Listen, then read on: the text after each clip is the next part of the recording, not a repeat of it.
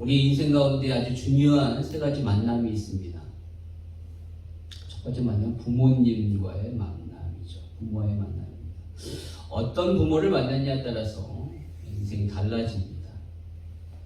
재벌가의 집안에서 태어난 사람들은 그다지 크게 수고하지 않아도 부모의 그 엄청난 부와 또한 사회적인 그런 위치에 오르게 되죠.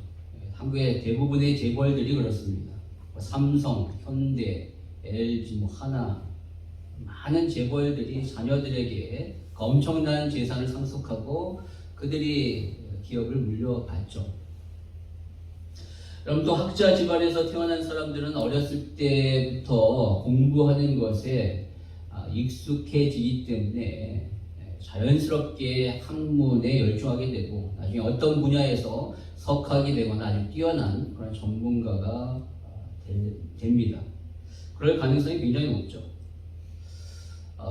여러분 그리고 사랑이 넘치는 부모 밑에서 자란 자녀는 정서적으로 굉장히 안정되고 사회적으로 그러한 건강한 성인이 될 수 있는 확률이 높습니다.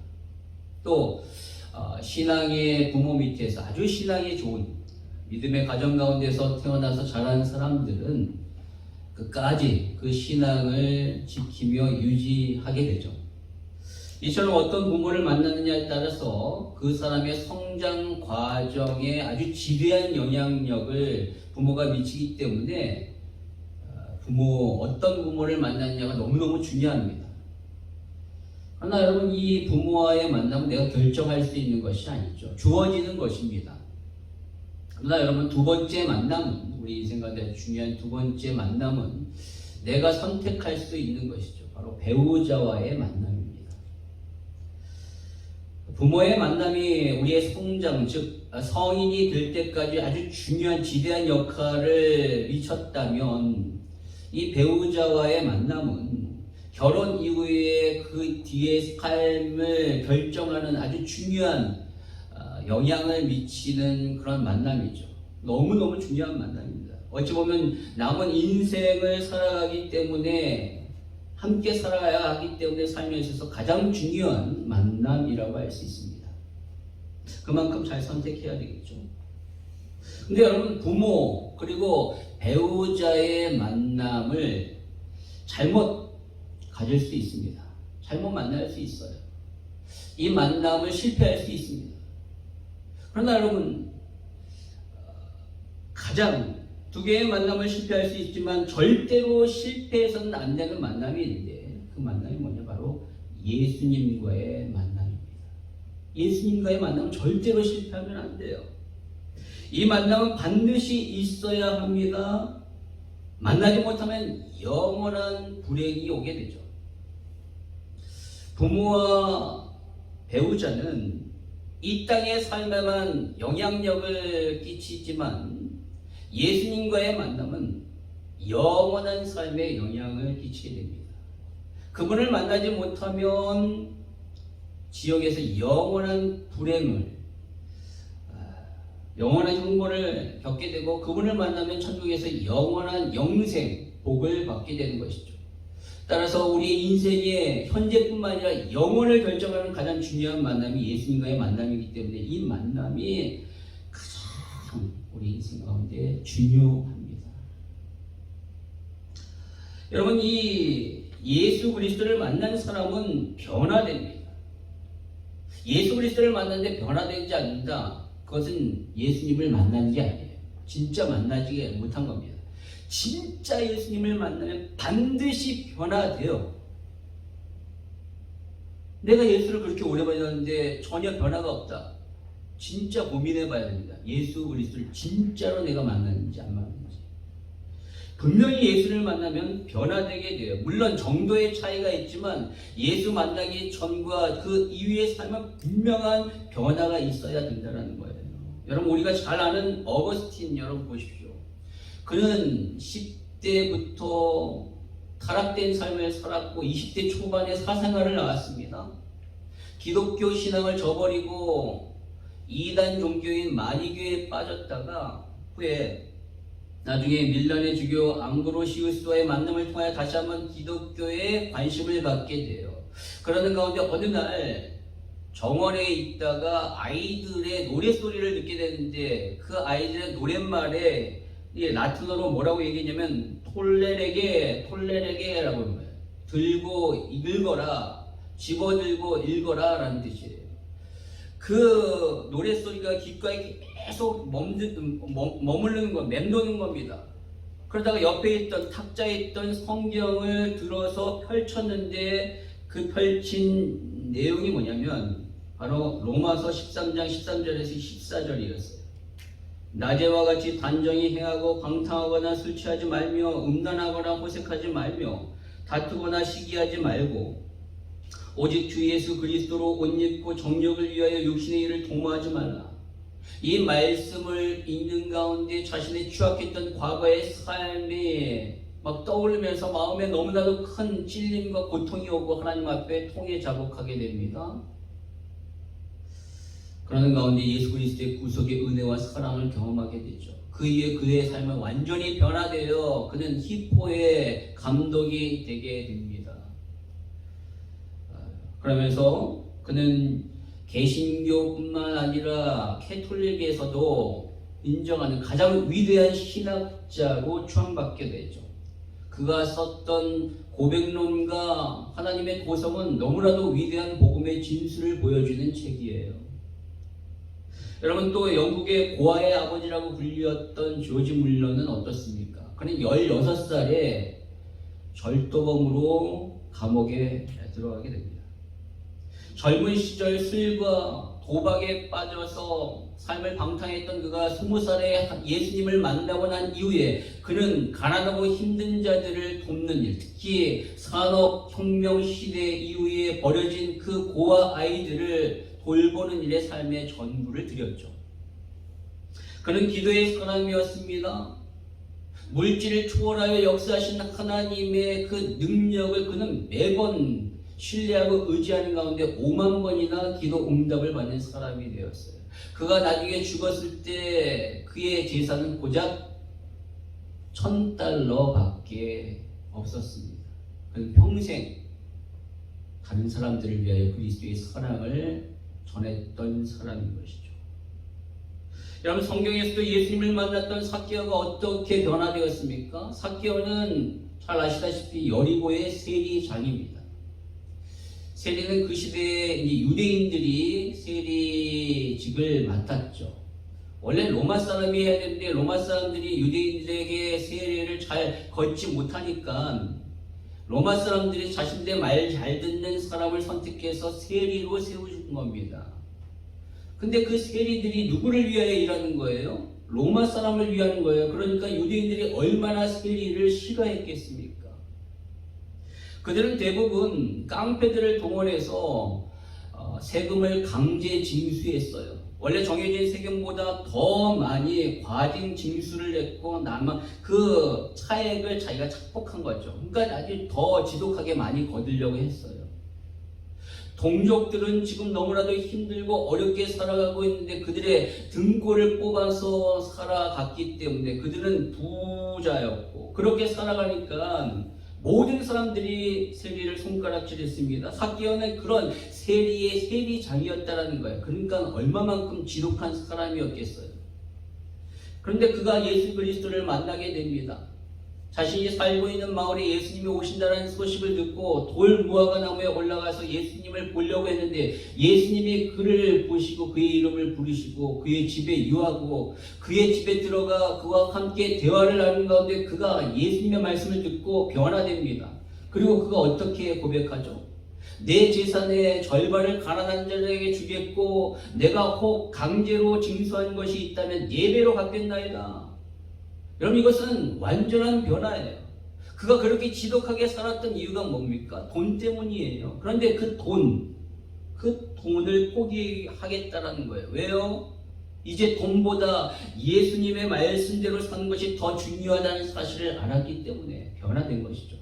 여러분, 반드시 예수 그리스도를 믿게 된 자는 예전과는 다른 삶의 모습이 나타나게 되는 거예요. 변화입니다. 예수를 만난다는 것은 바로 변화예요. 어떻게 변화되는가? 첫 번째 지적 변화가 일어나요. 예수님이 누구신지를 지적으로 알게 되죠. 예수님을 알게 되는 그 순간에 충격을 받게 되고 그분을 신뢰하게 되고 그분을 받아들이게 되죠. 그러니까 지적인 동의가 반드시 일어나게 됩니다. 그러면서 감정적인 변화가 일어나게 돼요.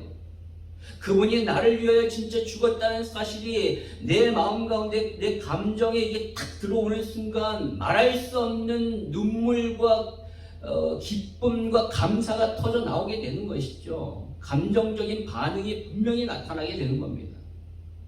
그리고 이제 그분을 뜨겁게 사랑하고자 하는 마음, 그분의 말씀대로 따르고자 하는 마음, 의지적인 그러한 마음의 결단들이 일어나게 되는 거예요.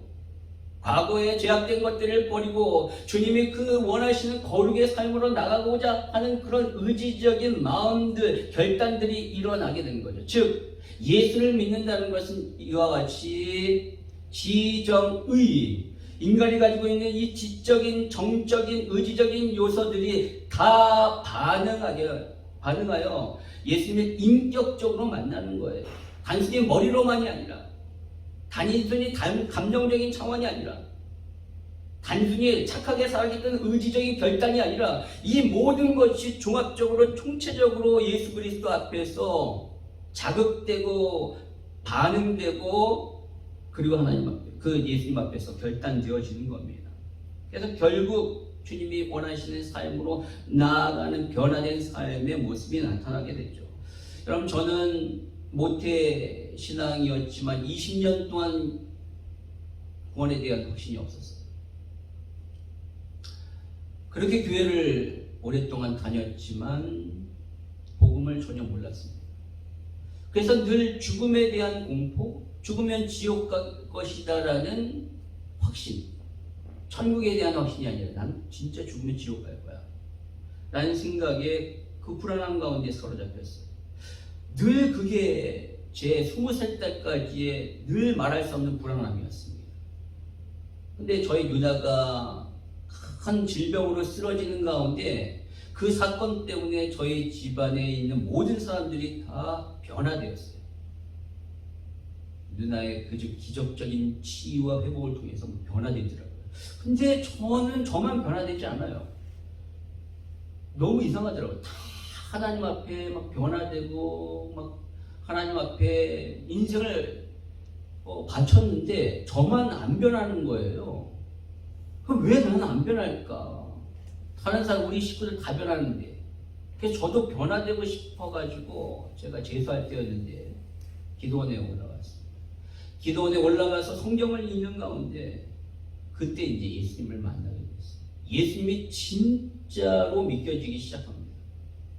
예수님이 진짜로 나를 위하여 십자가에 죽으시고 그분의 부활 사건이 믿어지고 나 때문에 그랬다라는 사실이 감정적으로 막 와닿으니까 말할 수 없는 눈물과 기쁨과 감사가 터져 나오게 되고 그분으로 인하여 내 안에 말할 수 없는 막 평안함이 오게 되는 거예요. 늘 불안했던 그 마음속에 예수님이 내 안에 들어와서 그 말씀이 나를 사로잡으니까요 평안해지더라고요.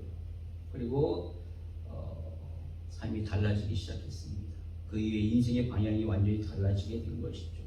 여러분, 기독교는요 철학이 아니고 종교가 아닙니다. 기독교는 관계입니다. 하나님과의 관계, 예수님과의 관계, 성령님과의 관계. 관계에서 가장 중요한 것은 만남이죠. 만남을 통하여 관계를 맺잖아요.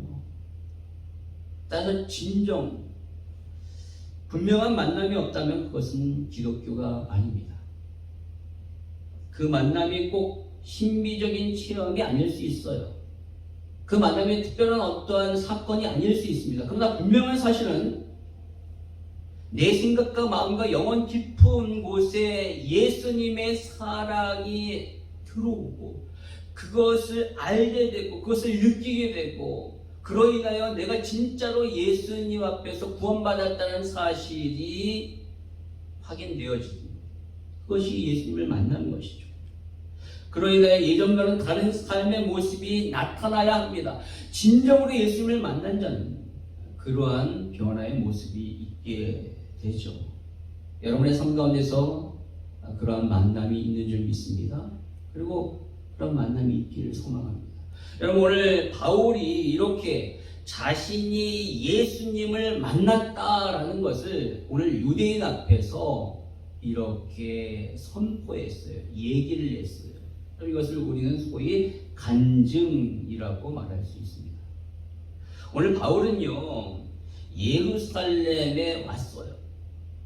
예루살렘에 와서 이대를 머무는 기간 동안에 야고보의 권면을 듣고 교회에서 하나님 앞에 서원했던 4사람을 데리고 성전에 올라가 바울이 자신의 돈을 들여 그들의 소원에 따른 결례의식을 행하고 있었어요. 그런데 그때 아시아에서 온 유대인들이 그 바울을 보고 그 주위에 있는 유대인들을 막 선동해서 바울을 잡습니다. 바울을 사로잡아서 그를 때리고 성 밖으로 끌고 가요. 왜냐하면 그를 죽이기 위해서. 그런데 그때 천부장이 그 소동이 났다는 소식을 듣고 군대를 이끌고 그곳에 와서 모든 소동을 잠재우고 이제 바울을 결박하여 성 안으로 다시 들어가는 장면이에요. 근데 그때 바울이 뭐라냐면 천부장에게 내가 이 유대인들에게 할 얘기가 있다. 나를 변호할 수 있도록 기회를 달라. 라고 그렇게 얘기를 했고 천부장이 그것을 허락한 거예요. 그래서 이제 바울이 그 허락을 받고 유대인들 앞에서 히브리어로, 유대인들이 쓰는 그 히브리어로, 그 당시에 사실 아람어를 썼거든요. 근데 히브리어를 썼다는 것은 완전히 유대인들을 대상으로 이제 선언하겠다는 거, 얘기를 하고자 하겠다는 거죠. 그렇게 히브리어로 자기가 뭘 얘기했냐면 자기가 만난 예수 그리스도를 어떻게 만나는가에 대해서 이렇게 얘기를 한 거예요. 소위 간증을 한 겁니다. 여러분, 그런데 오늘 이 본문에 나오는 내용은요, 사도행전에 3번이나 나옵니다. 사도행전 9장과 오늘 본문 22장 그리고 26장에도 나와요. 그 말은 그가 말하는 이 내용이 그의 인생 가운데 얼마나 중요한지를 알 수 있다는 거예요. 성경에만 기록된 것이 3번이니까 그의 전도 여행 때마다 더 많이 했겠죠. 근데 중요한 이 사실 가운데 3번이나 기록되어 있는 걸 보면서 그의 인생 가운데 이 예수 그리스도를 만난 이 사건은 너무너무 중요한 거예요. 왜요? 인생을 바꾼 사건이니까. 사울이 바울이 된 사건이고 그의 삶의 모든 것이 바뀐 사건이기 때문에 이 중요한 이 만남의 예수님과의 만남의 사건을 선언하는 겁니다. 근데 이렇게 얘기를 해요. 오늘 유대인들에게 얘기를 하는데 그렇게 얘기하는 목적이 뭡니까? 자기에게 간증을 얘기하는 목적이 뭐죠? 전도를 위한 겁니다. 오늘 본문은 자기를 죽이려고 하는 이 유대인들을 전도하기 위하여 전한 간증이고요. 또 26장에 보면 거기선 아그리빠 왕과 로마 지도자들을 변화시키기 위한, 그들을 전도하기 위한 간증이에요. 그가 자신에게 주어진 이 시간, 천부장이 말해 라고 주어졌잖아요. 그리고 나중에 26장에서 아그리빵도 너 할 얘기 있으면 얘기해. 자신에게 주어진 그 귀한 시간에 그가 예수님을 만난 자신의 그 사건에 대해 말했다는 것은 이것이 전도에 있어서 가장 중요한 내용이라는 거예요. 내가 만난 예수를 전하는 겁니다. 여러분, 전도란 뭐냐? 내가 만난 예수를 전하는 거예요. 다른 사람이 만난 예수를 전하는 게 아니에요. 그냥 단순히 알고 있는 차원의 예수를 전하는 것이 아니라 진짜 내가 만난 그 예수 그리스도를 전하는 것이 전도라는 거예요. 오늘 바울이 그래서 내가 만난 예수를 전하고 있는 거예요.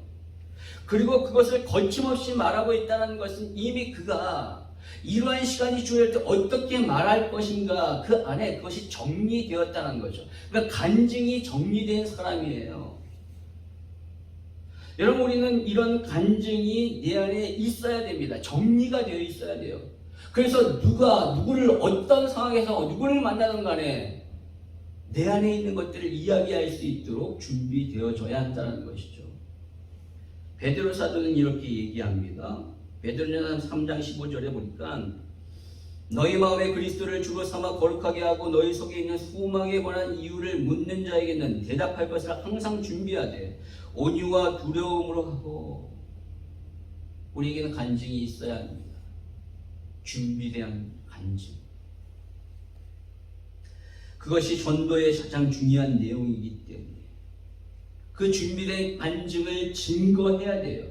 그리고 그 간증의 가장 중요한 내용은 바로 예수 그리스도여야 한다는 것이죠. 내가 드러나는 것이 아니라 오직 그 간증을 통하여 그리스도만이 드러날 수 있도록 내 안에 그런 간증이 준비되어져야 하는 거예요. 바울은 그것이 있었다는 거예요. 그 짧은 시간에, 허락한 시간에 이제 얘기를 하잖아요. 그래서 바울은 그렇게 그것을 예수 그리스도를 말하기 위하여 세 가지 테마로 간증을 하게 됩니다. 그 첫 번째는 예수를 믿기 전에 내가 어떠했는가를 얘기하죠. 오늘 3절과 4절에 보니까 그는 자신을 유대인이라고 얘기합니다. 지금 자신을 이렇게 때리고 핍박하는 자는 유대인들이잖아요. 나도 너희들처럼 유대인이다. 혈통적으로 나도 하나님 앞에 선택받은 그러한 혈통의 그런 백성이다. 하나님의 백성이다 라는 것들을 얘기를 한 거예요. 나 이방인이 아니다. 또 그는 길리기아 다소 출신이라고 말합니다. 그는 디아스포라 유대인으로서 다소에서 태어났어요. 근데 이 다소라는 지역은 어디냐면은 여러분 이거는 별 볼 일 없는 그런 지역이 아니라 그 당시에 3대 철학의 도시 중에 하나예요. 아테네, 알렉산드리아, 바로 다소. 그러니까 굉장히 학문적으로 뛰어난 문명이 발달된 그런 도시의 출신이라는 거예요. 그리고 자신은 거기서 태어났으며 이 성에서 자랐다. 지금 예루살렘에서 자기가 자랐다는 거예요. 뭐 시골에서 자란 자가 아니라. 그리고 가말리엘 문화생이다. 최고의 학자인 가말리엘 밑에서 율법을 배운 자로서 율법의 엄한 교훈을 받았다는 것은 바로 자신이 바리새인이라는 것을 보여주는 거예요. 그 율법에 철저하게 지키는 바리새인이다. 그리고 하나님에 대하여 열심히 있는 자다. 너네들만 열심히 있느냐? 나는 더 특히 열심히 있는 자로서 내가 예수 이단을 믿는 자들을 죽이고 박해하기 위하여 다메섹에 있는 그 그리스도인들을 잡기 위하여 대제사장에게 공문을 받아서 갈 정도로 그러한 특심과 열심히 있는 자다라고 말하고 있어요. 그러니까 나는 너희들 못지않게, 아니 너희들보다 더 유대주의에 빠져서 유대교를 신봉했고 기독교 이단을 박해했던 그러한 사람이다라는 것을 말하는 거예요. 자신의 과거의 모습을 얘기하고 있죠. 근데 여러분 이것을 그는 길게 얘기하지 않습니다. 오늘 3절에서부터 5절, 석절의 할애에서 그렇게 얘기를 해요. 그건 무슨 말일까요? 간증에 있어서 가장 중요한 것은 내가 드러나는 것이 아니에요. 예수 믿기 전에 나의 삶의 모습은 그냥 내가 이러한 사람이었다라는 것을 간단하게 드러내는 것이지, 그것을 더욱더 중요하게 부각시키며 그것을 더욱더 중요하게 말한다면 그것은 간증이 아니라 자랑이죠. 위인전이 될 수밖에 없는 겁니다. 따라서 예수 믿기 전에 내 모습은 최대한으로 간단하게 임팩트 있게 짧게 말하는 것이 중요해요. 대신에 예수 그리스도를 믿게 된 것을 아주 중요하게 말했다는 거예요, 바울은. 두 번째로 예수를 자신이 어떻게 믿게 되었는가에 대해서 이야기합니다. 아주 심도 있게.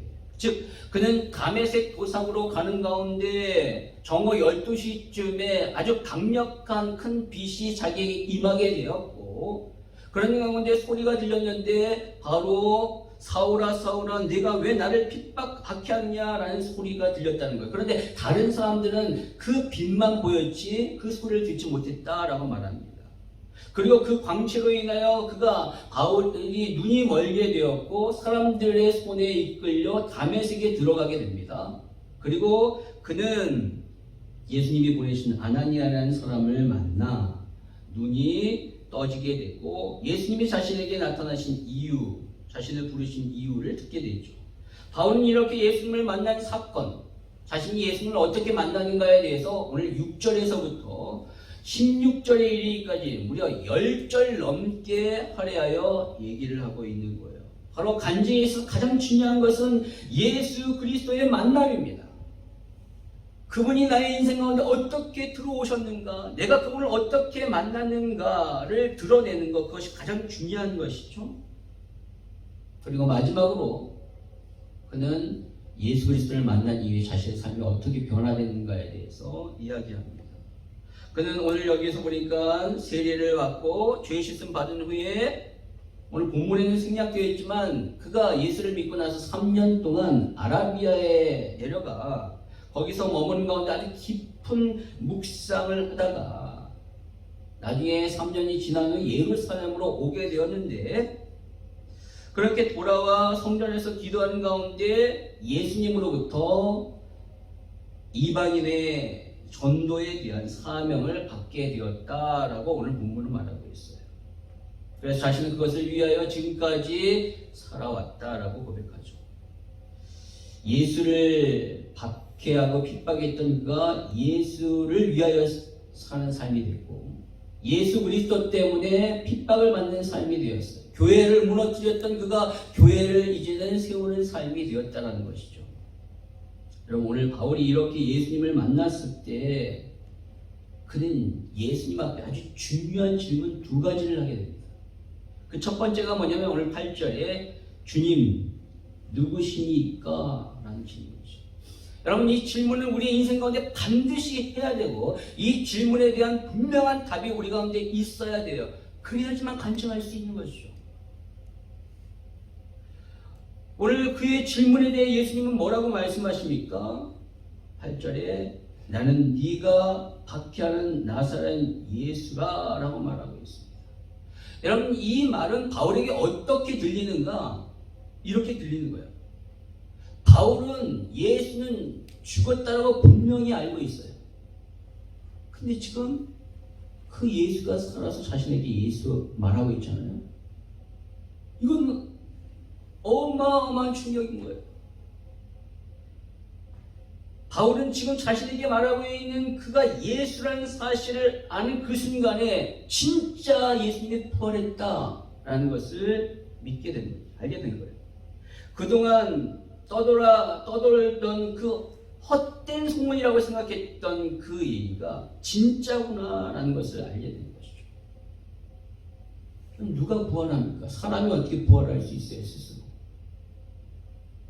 바로 예수님이 부활했다는 것은 바로 그분이 하나님이시고 하나님의 아들이라는 사실을 믿을 수밖에 없는 것이죠. 따라서 예수님은 죽음을 이기신 살아계신 하나님의 아들이시다라는 사실을 이 예수님의 대답, 그 음성을 통하여 깨닫게 되는 거예요. 그리고 그 예수님이 자신에게 직접 지금 나타나셨다라는 것은 내가 그토록 핍박했던 그 예수가 나를 위하여 지금 이 자리에 오시고 나의 이름을 부르셨다는 것은 그가 지금 나를 얼마만큼 사랑하고 있는가라는 것을 알게 되는 것이죠. 그분이 오셔서 자신의 이름을 부르잖아요. 마치 삭개오의 이름을 부르셨듯이. 그 수많은 사람들 중에 한 번도 만나지 않았던 삭개오의 이름을 예수님이 부르셨듯이 오늘 예수님이 나타나 사울아 사울아 두 번이나 이렇게 얘기하고 있다는 것이 그분이 나를 얼마만큼 특별하게 생각하고 나를 사랑하고 있는지를 느끼게 되는 거예요. 죽어도 마땅한, 죽여도 시원치 아니할 난데 그 핍박했던 그 예수가 지금 이 자리에 와서 네가 나를 핍박했지만 나는 너의 이름을 알아. 사울아 사울아 라고 부르시면서 그분의 사랑을 보여주시는 것이죠. 예수님이 그를 찾아오시지 않았다면 절대로 그는 예수를 믿을 사람이 아닙니다. 그런데 주님은 친히 빛 가운데 찾아오셔서 그 이름을 부르시면서 그를 용서하시고 그분의 사랑을 그에게 보여주신 거예요. 바로 바울의 이러한 질문에 예수님은 그것을 보여주는 겁니다. 나는 죽음을 이긴 살아있는 하나님의 아들이며 구원자다. 그리고 나는 너를 사랑하여 너를 찾아 오늘 너를 만나 너를 구원하였다라는 사실을 말해주고 있는 것이죠. 여러분, 우리는 그것을 알아야 합니다. 그것이 복음이에요. 예수님이 구원자이시고 그분이 나를 사랑하셔서 찾아오셔서 나를 구원하셨다라는 사실을 아는 것, 여러분 이 질문 앞에 여러분이 이러한 확실한 대답이 있기를 원합니다. 또 바울은 오늘 10절에서 또 다른 질문을 하죠. 주님 무엇을 하리까? 라고 질문합니다. 이제 예수님이 누구신지를 알게 됐고 그 예수 그리스도로 구원을 받았다면 이제 그에게 따라오는 질문은 그렇다면 나는 무엇을 해야 합니까? 라는 것이죠. 여러분의 삶 가운데서 예수 그리스도를 믿고 구원받았다면 내가 그렇다면 이제 무엇을 해야 합니까? 라는 질문이 당연히 나와야 한다는 거예요. 소명을 받은 자는 그리스도 앞에 소명받은 자는 사명을 위하여 살아가야 하는 것이죠. 오늘 그의 질문에 예수님이 이렇게 대답하십니다. 10절에 일어나 다메섹으로 들어가라. 네가 해야 할 모든 것을 거기서 누가 이르리라. 누가가 누굽니까? 아나니아죠. 예수님이 예비하신 그 아나니아를 통하여 예수님은 그가 무엇을 해야 될지를 말씀해 주셔요. 14절 15절에 나옵니다. 같이 한번 읽겠습니다. 시작. 그가 또 이르되 우리 조상들의 하나님이 너를 택하여 너를 하여금 자기 뜻을 알게 하시며 그 일을 보게 하시고 그 입에서 나오는 음성을 듣게 하셨으니 네가 그를 위하여 모든 사람 앞에서 네게 보고 들은 것에 증인이 되리라. 뭐 되게 하겠다고요? 증인 되게 하겠다. 예. 이제 예수를 만나 예수 그리스도가 누군지를 알고 예수 그리스도께 구원받은 이 바울이 앞으로 해야 할 일은 증인되는 거. 오늘 모든 사람들 앞에서 그렇게 그리스도를 증거했듯이 그러한 증인된 삶을 살 것이다. 살아야 한다라고 말씀하시죠. 그럼 그렇게 위해서는 어떻게 해야 되는가? 내가 증인되기 위해서는 어떻게 해야 되는가? 예수를 더욱더 알아야죠. 예수 그리스도를 더욱더 깊이 체험해야 합니다. 그래야지만 더 증인될 수 있는 것 아니겠어요? 그래서 오늘 그렇게 하기 위하여 하나님이 그를 자신의 뜻을 알게 하시고 그리스도를 보게 하시고 그분의 음성을 듣게 하셨다라고 말씀하시는 거예요. 여러분 이것이 필요합니다. 우리가 정말로 그리스도의 증인되기 위하여 복음을 증거하기 위해서는 온전히 그리스도의 간증자로 서기 위해서는 깊이 그분을 경험하고 체험해야죠. 날마다. 이것이 필요합니다. 그래서 바울은 다메섹에서 예수를 만난 이후로 그는 3년 동안 아라비아에서 머물면서 그것을 체험해요. 갈라디아서 1장 17절 18절의 것이 나오죠. 또 나보다 먼저 사도된 자들을 만나려고 예루살렘으로 가지 아니하고 이제 예수를 만났어요. 다메섹에서. 근데 바로 사도된 자를 만나려고 예루살렘으로 가지 아니하고 아라비아로 갔다가 다시 다메섹으로 돌아갑니다. 그 기간이 그 3년 만에 내가 게바를 만나려고 예루살렘에 올라가서 그와 함께 15일을 머무는 동안 그런 3년 동안 아라비아에서 그분을 깊이 알아가고 체험을 했습니다. 그리스도의 시각으로 구약을 꿰뚫어 보게 되었고요. 그의 신학적인 기반이 그때 세워졌을 거예요. 그리고 그는 3년 이후에 예루살렘에 올라왔을 때 오늘 17절에 나오듯이 성전에서 기도하는 중에 예수님께 확실한 사명을 받게 됩니다. 오늘 21절 같이 읽도록 하겠습니다. 21절 시작. 나더러 또 이르시되 떠나가라 내가 너를 멀리 이방인에게로 보내리라 하셨느니라. 아멘. 예수님이 말씀하셔. 내가 너를 이방인에게 보내겠다. 이방인의 사도로 쓰겠다라는 것이죠. 바울은 또 다른 간증이 있는 26장에서는 뭐라고 얘기했는가? 그 다메섹 도상에서 빛으로 오신 예수 그리스도를 만났을 때 이것을 물어봤는데 예수님이 그때 나에게 무엇 할 것을 말씀하셨다라고 얘기를 해요. 26장 16절 18절에 보니까 일어나 너의 발로 서라 내가 내게 나타난 것은 곧 네가 나를 본 일과 장차 내가 네게 나타난 일에 너로 종과 증인을 삼으려 함이니 이스라엘과 이방인에게서 내가 너를 구원하여 그들을 보내어 그들을 뜨게 하여 어둠에서 빛으로 사탄의 권세에서 하나님께로 돌아오게 하고 죄사함과 나를 믿어 거룩하게 된 무리 가운데서 기업을 얻게 하리라 하더이다 라고 말씀합니다. 그때 예수님이 내가 무엇을 해야 될지 말씀하셨다라고 이렇게 또 얘기를 해요. 여러분 우리는 이 두 가지 질문에 대하여 명확한 답이 있어야 합니다. 예수는 누구십니까?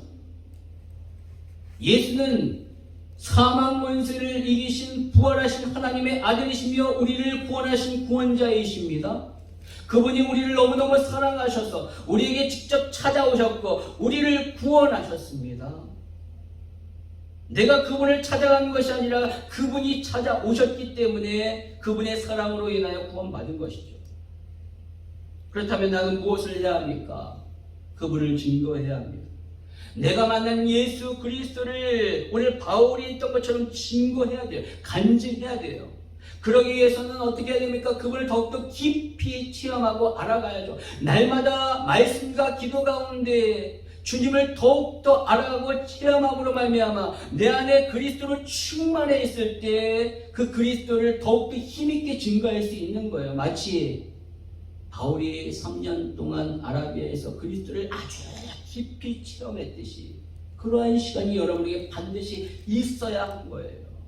여러분의 삶 가운데 그 시간이 있어야 되고 또한 여러분의 하루의 일정 가운데 하루의 일과 가운데 반드시 그러한 시간이 있어야 된다는 겁니다. 신앙생활은 바로 이 두 가지의 확신을 갖고 살아가는 거예요. 예수님이 나를 사랑하셨고 하나님이 그러한 나를 내가 그 예수 그리스도를 증거하는 증인된 삶을 살기를 원한다라는 것을 아는 것이죠. 구원에 대한 확신과 주님이 나를 사명을 위해 부르셨다는 사명에 대한 확신, 이 두 가지를 가지고 살아야 돼요. 여러분이 어떤 일을 하시던 간에 이것을 잊지 마십시오. 여러분의 직업을 통하여, 여러분의 하는 일을 통하여, 여러분의 삶을 통하여 예수가 드러나기를 원합니다. 오직 예수가 드러나기를 원합니다. 누구를 만나든지 이 예수를 증거할 수 있는 간증이 저와 여러분의 삶 가운데 있기를 원합니다. 예전의 간증만이 아니라 예전에 경험했던 그 간증만이 아니라 지금도 날마다 그리스도를 경험하여 내 안에 고백되어질 수밖에 없는 그런 간증이 우리 가운데 있기를 원합니다. 주님을 만나십시오. 주님을 경험하십시오. 그 주님으로 인하여 나의 삶의 변화가 어떠한지를 늘 체험하여 그것을 날마다 증거하신 간증하지 않고서는 견딜 수 없는 그러한 삶이 되시기를 주님으로 축복합니다.